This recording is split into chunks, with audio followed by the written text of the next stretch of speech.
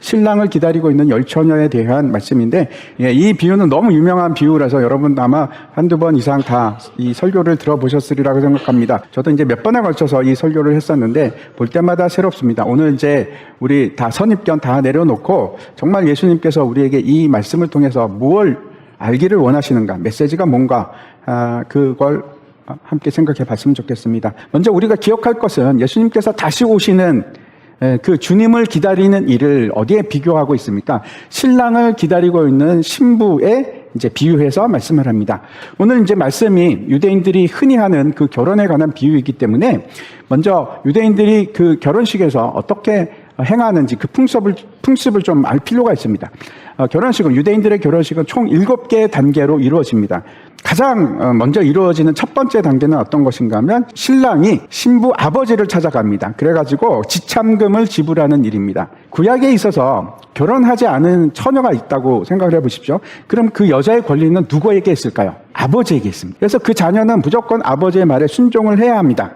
근데 이 지참금, 이 모하르라는 것은 어떤 것인가 하면 그 권리를 사는 겁니다. 예수님은 우리의 모하르를 지불하시기 위해서 그분의 목숨을 거셨습니다. 두 번째 단계는 정혼을 하게 됩니다. 정혼은 한번 계약하면 법적으로 완전한 부부가 되는 건데 더 이상 이제는 남이 아닙니다. 이 정혼을 할 때 신랑은 이제 어떻게 하는가 하면 포도주를 신부에게 한 잔 따라줍니다.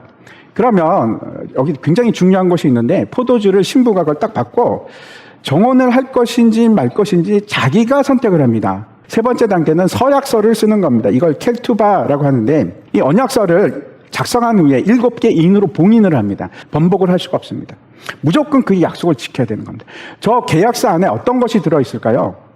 신부의 권리뿐만 아니고 신부가 해야 될, 순종해야 될 내용들이 적혀 있습니다. 네 번째 단계는 신랑이 이제 신부 집을 떠나면서 자신을 잊지 말라고 그것 때문에 선물을 주게 됩니다. 신랑이 신부 집에다가 언제 갈지 통보를 안 합니다. 그래서 신부는 어떻게 하는가 하면 항상 세마포 옷, 정결한 하얀 옷을, 신부의 옷을 준비했다가 머리맡에 두거나 어디 가까운 데 둬서 신랑이 오면 언제든지 그 옷을 입고 나가서 맞이할 준비를 합니다. 예수님께서 하늘로 가실 때 그냥 가신 것이 아니고 우리에게 선물을 주셨는데 보혜사 성령을 우리에게 선물로 주셨고, 그래서 그 성령 하나님께서 계속 우리에게 예수 그리스도를 생각나게 하고 기억나게 하고 그 말씀을 지킬 수 있도록 도와줍니다. 다섯 번째, 혼인이 시작이 됩니다. 그 잔치의 시작은 항상 밤입니다. 왜 그런가 하면 유대인들은 그 시작이 밤부터 시작합니다. 밤이 되고 나시 때는 이는 첫째 날이라 그러지 않습니까? 신랑을 기다리는 사람들은 그래서 반드시 뭘 준비해야 되냐면 등을 준비해야 됩니다. 횃불을 켜고 그걸 다 밝혀야 됩니다. 도둑같이 어느 날 갑자기 오는 겁니다. 신랑이. 그 다음 6번째 단계입니다. 이거는 어떤 것인가 하면 정결의식인데, 신부는 이제 결혼식 전에 어떤 걸 해야 되는가 하면 정결 예식을 진행을 합니다. 그리고 마지막 7번째 단계가 있는데 이거는 신방입니다. 후파라고도 하는데 여기서 이제 본격적인 결혼식이 이제 진행이 됩니다. 여기서 다시 이제 포도주를 마십니다. 예수님께서 마지막 만찬 때 제자들과 함께 포도주를 마시면서 이것이 언약이다. 예수님께서 뭐라고 하시냐면 이제 포도주는 다시 언제 우리가 먹을 수 있냐. 혼인 잔치날. 그날 우리가 같이 이 포도주를 마실 것이다. 이 얘기를 하신 겁니다. 이게 마지막입니다. 마지막. 오늘 본문을 보면 그때의 천국은 마치 등을 들고 신랑을 맞이하러 나간 열처녀와 같다. 이런 말로 이제 시작을 합니다. 근데 그 중에 5은 미련한 자. 등이 있는데 기름이 없습니다. 5은 슬기롭습니다. 왜 미련하고 슬기로운지 그 이유가 바로 나오죠. 미련한 자는 등이 있는데 기름이 없고 슬기로운 자는 등도 기름도 다 있는 겁니다. 그런즉 깨어 있으라 그 날과 그때를 알지 못하느니라 이렇게 되어 있습니다. 그래서 깨어 있어야 되는구나. 눈 부릅뜨고 그렇게 생각하지만 이 말은 그런 뜻이 아닙니다. 그런 뜻이 아닙니다. 실제 눈을 감지 말라는 뜻이 아니고 어떤 뜻인가 하면 각성하고 분별하라, 준비하라 이런 겁니다. 이런 겁니다. 도둑 언제 와도 좋아. 난 다 준비가 되어 있어. 괜찮아. 올라면 와. 이게 준비가 됐다. 깨어있는 의미입니다. 상식적으로 결혼은 어떻게 합니까? 1대1로 하는 거죠. 일부 다체제가 아닙니다. 한 사람이 신랑이 있고 한 사람의 신부가 있어야 되는데, 근데 신랑이 어떻게 지금 열처녀와 함께 어떻게 결혼을 하겠습니까? 이거 복수인데 이상하죠. 그런데 성경은 이 복수를 단수로 만들어줍니다. 어떻게 만드는가 하면 교회라는 단수로 만들어줍니다. 정결한 처녀들은 단수로 교회라고 하는 겁니다. 예수님께서 교회를 신부로 맞이하십니다. 근데 매우 중요한 사실이 나타나는데 굉장히 중요한 겁니다. 교회? 이 열 처녀가 교회라면 성도들이죠. 근데 주님의 신부로 혼인잔치에 참여한 자들이 있고 성도들 중에, 교회 중에 참여하지 못하는 사람이 생긴다는 겁니다. 잘 생각해 보십시오. 슬기로운 처녀나 미련한 처녀나 모두가 다 신랑을 기다리는 사람들이었습니다. 아닙니까? 아니요, 다 기다리고 있었습니다. 그 누구도 신랑, 괜찮아, 안 오는데 뭐 잊어버려, 나는 포기할래 하는 사람이 없습니다. 모두가 다 기다리고 있었고 똑같은 마음으로 조리고 신랑을 맞이하려고 하고 있었고, 그런데 그 상황에서 5명은 왜 구원을 못 받았습니까? 놀랍게도 예수님께서는 이들에 대해서 뭐라고 얘기하고 있습니까? 이 사람들은 외식하는 자다, 이렇게 얘기합니다. 무슨 말인가 하면 겉으로는 성도처럼 보이는데 그분이 안 가는데 문제는 외식, 밖과 겉이 다른, 안과 겉이 다르다는 겁니다. 슬기로운 자들과 미련한 자들의 이게 결정적인 차이가 뭡니까? 어떤 겁니까? 모두 다 등은 있습니다. 근데 기름이 차이가 납니다. 근데 등잔으로 빛을 내게 하는 이 기름에 대해서 가장 잘 설명한 곳이 어딘가 하면 스가랴서입니다. 한번 보시기 바랍니다. 4장입니다. 그가 내게 묻되 내가 무엇을 보느냐? 내가 대답하되 내가 보니 순금 등잔대가 있는데 그 위에는 기름 그릇이 있고 또 그 기름 그릇 위에 7 등잔이 있으며 그 기름 그릇 위에 있는 등잔을 위에서 7 관이 있고 그 등잔대 곁에 2 감람나무가 있는데 하나는 그 기름 그릇 오른쪽에 있고 하나는 그 왼쪽에 있나이다.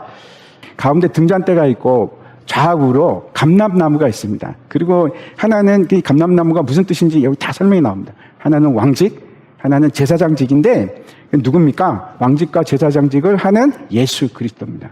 그래서 그 예수 그리스도로부터 지속적으로 감람류가 나와서 등잔을 밝히는 그 기름을 공급하는 겁니다. 기름이 흘러나와서 등잔을 채우게 되는데 그 등잔을 통해서 어둠은 물러가게 하고 빛이 온 세계를 밝히는 겁니다. 근데 우리가 그 기름을 가졌다는 것은 그래서 성령을 가진 것이고 우리 자신이 새롭게 재창조가 되고 내 모든 것이 바뀌기 시작했다는 의미입니다. 본질이 달라지는 겁니다. 그래서 내 삶의 목표도 달라지고 나의 생활도 바뀌고 가치관도 바뀌고. 근데 이것이 옛날에는 안 그랬는데 이제는 내가 기도가 좀 잘 되는 것 같아. 옛날에는 예배를 잘 못 드렸는데 이제는 예배를 드리기 시작할 수 있을 것 같아. 이런 정도가 아니고 이런 걸 얘기하는 것이 아니고 이걸 훨씬 뛰어넘는 본질의 변화를 얘기하는 겁니다. 기름의 특징 중 하나는 그 기름이 등불이 스스로 기름을 공급할 수 있습니까? 아니면 처녀들이 자기 자신을 뭐 어떻게 해갖고 기름을 만들어낼 수 있습니까? 아니요, 불가능합니다. 기름은 반드시 외부로부터 와야 됩니다. 누구로부터 와야 됩니까? 예수 그리스도. 분명히 예수를 믿으면 우리 안에는 성령이 내주하심이 맞습니다. 그리고 마치 등불에 기름이 있듯이 성령이 있으면 우리는 신랑을 맞을 수 있고 신랑과 함께 구원을 받게 되는 겁니다. 우리가 우리 안에 성령이 있는지 없는지는 빛을 보면 합니다. 여러분이 빛을 내기 시작하면 성령이 있기 때문입니다. 여러분이 성령의 열매를 맺기 시작하면 그거는 여러분 안에 성령이 있기 때문에 그런 겁니다. 또 한 가지 우리가 분명히 확인해야 할 것은 한번 기름이 채워지면 절대로 사라지지 않고 계속 있나요? 아닙니다. 8절 한번 보시면은 미련한 자들이 우리 등불이 꺼져가니 그렇게 말합니다. 무슨 말입니까? 이 사람은 원래 기름이 있었습니다.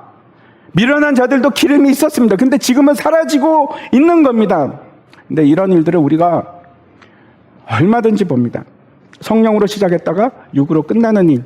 그 일이 수많은 사람들이 그런 일을 겪는 것을 우리가 봅니다. 요한계시록에 보면 에베소 교회를 향해서 이렇게 말씀을 하십니다. 그러나 너를 책망할 것이 있나니 너희 처음 사랑을 버렸느니라. 그러므로 어디서 떨어졌는지를 생각하고 회개하여 처음 행위를 가지라. 만일 그리하지 아니하고 회개하지 아니하면 내가 내게 가서 내 촛대를 그 자리에서 옮기리라. 촛대를 옮긴다는 것은 더 이상 등불이 아니라는 뜻입니다. 빛을 내지 못한다는 뜻입니다. 오늘 본문은 깨어 준비하라.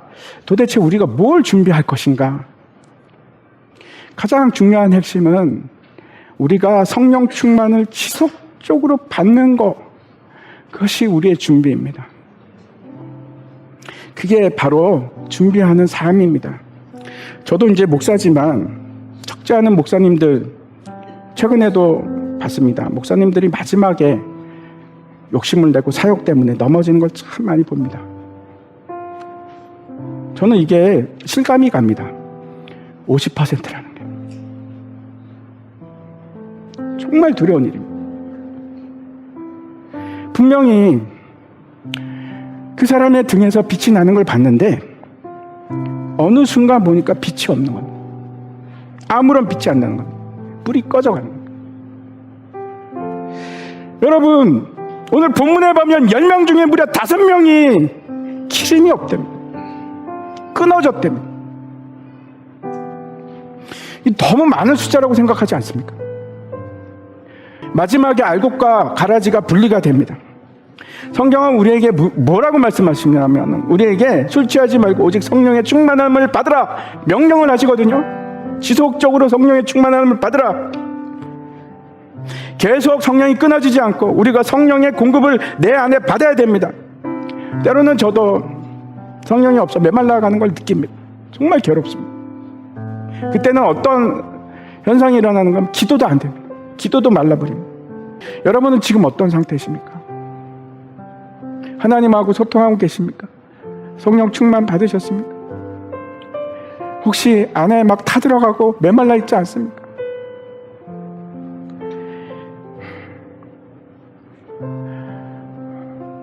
근데 문제는 어떤 건가 하면 한번 이렇게 메말라 가기 시작하면 정말 돌아가기가 쉽지 않습니다.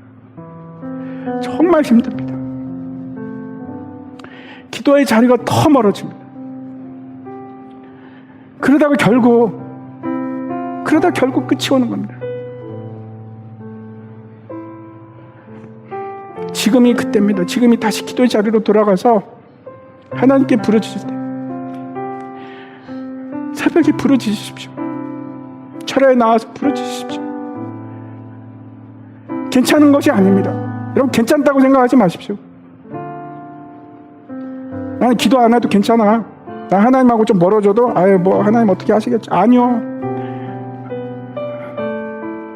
아닙니다. 그렇지 않습니다. 정말 무서운 얘기가 한번 기름이 끊어지기 시작하면 다시 기름을 채울 수 없는 그 상태까지 가는 겁니다. 그게 우리의 반이라니까요. 반. 나는 괜찮다고 생각하지 마십시오. 지금이 다시 돌아간 익숙해지지 마십시오. 그 상태에 머물러 있지 마십시오. 다시 하나님의 은혜를 구하십시오.